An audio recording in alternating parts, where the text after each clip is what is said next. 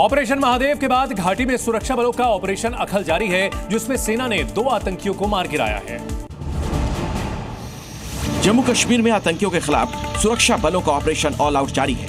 घाटी में छिपे एक आतंकी को खोजकर सुरक्षा बलों के जवान जहन्नुम भेज रहे हैं। ऑपरेशन महादेव के बाद सुरक्षा बलों द्वारा शुरू किए गए ऑपरेशन अखल में आतंकवादी मारा गया। दक्षिण कश्मीर के कुलगाम जिले के अखल वन क्षेत्र में जम्मू कश्मीर पुलिस, भारतीय सेना और सीआरपीएफ के संयुक्त अभियान में एक आतंकवादी मारा गया।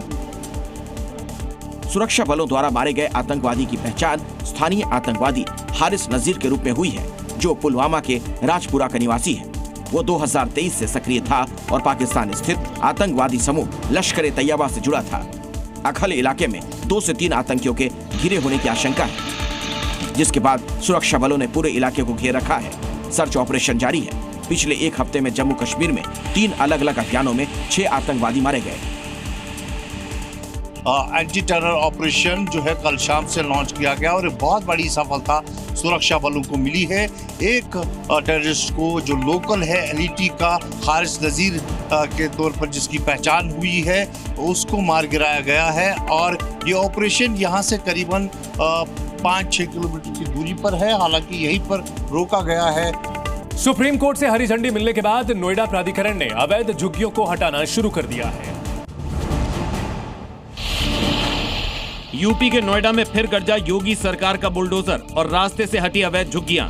यूपी में अवैध कब्जे और अतिक्रमण के खिलाफ एक्शन हो रहा है और सुप्रीम कोर्ट के आदेश के बाद नोएडा अथॉरिटी ने यह कार्रवाई की, जिसके बाद अब सेक्टर 46, 47 और 99 होंगे सीधे कनेक्ट और सेक्टर 47, 100 और 101 के ट्रैफिक सिग्नल पर अब नहीं लगेगा जाम।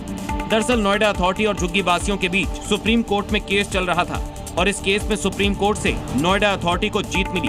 अवैध निर्माण हटाने के बाद तुरंत सड़क निर्माण शुरू होगा। इस मामले से संबंधित कोई वाद अब किसी भी अदालत में लंबित नहीं है। यहाँ सड़क निर्माण का रास्ता साफ हो गया है। वर्तमान में यहाँ करीब 10 से 12 दुकान, कुछ पक्के स्ट्रक्चर और 50 से 70 झुग्गियां हैं, जिनको ध्वस्त किया गया। इससे पहले नोएडा में सरकारी जमीन पर कब्जा कर अवैध निर्माण करने वालों पर नोएडा अथॉरिटी का बुलडोजर चला। नोएडा अथॉरिटी ने साफ कर दिया है कि कहीं पर भी अतिक्रमण बर्दाश्त नहीं किया जाएगा। छांगुर पर ईडी का शिकंजा कसता जा रहा है। ईडी ने छांगुर से फिर से पूछताछ करने के लिए कोर्ट में अर्जी डाली है।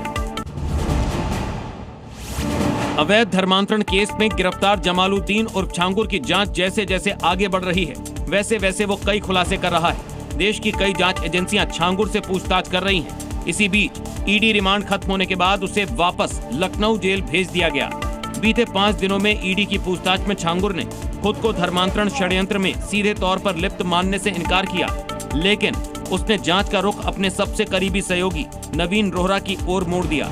छांगुर ने यह जरूर कबूल किया था कि उसकी संस्था को पाकिस्तान समेत कई देशों से फंड जरूर मिले हैं। ईडी ने अब नवीन की रिमांड के लिए कोर्ट में अर्जी दी है, जिस पर 4 अगस्त को सुनवाई होगी। उसी दिन नवीन को अदालत में पेश भी किया जाएगा।